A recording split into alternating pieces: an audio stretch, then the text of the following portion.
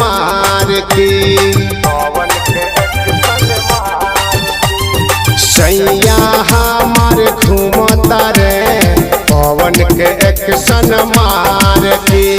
साझे के गई भोर हो गई साझे के गईल भोर हो गईल लेता रे माजा बाजार के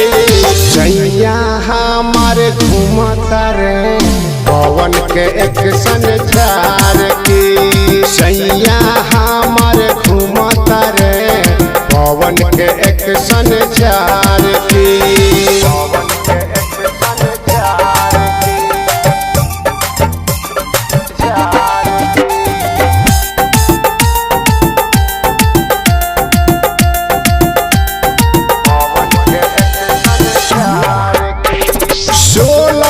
चढ़ल जवानी देखला हमार राजा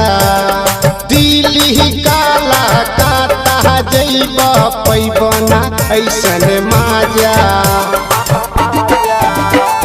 16 साल के चढ़ल जवानी देखला हमार राजा दिल्ली काला काटा जैब पैबना ऐसन माजा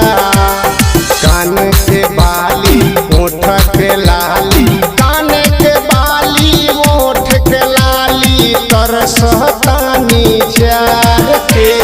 सैया हमार घूमता रे पवन के एक्शन मार के सैया हमार घूमता रे पवन के एक्शन मार के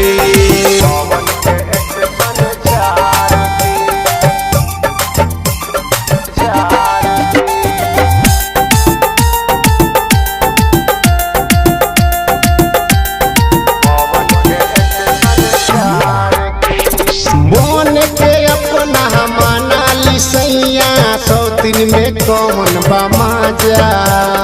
घर ही में रह के मुंड बना ली फंस के तोरी पाजा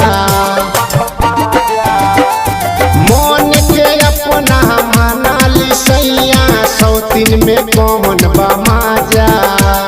घर ही में रह के मुंड बना ली फंस के तोरी पाजा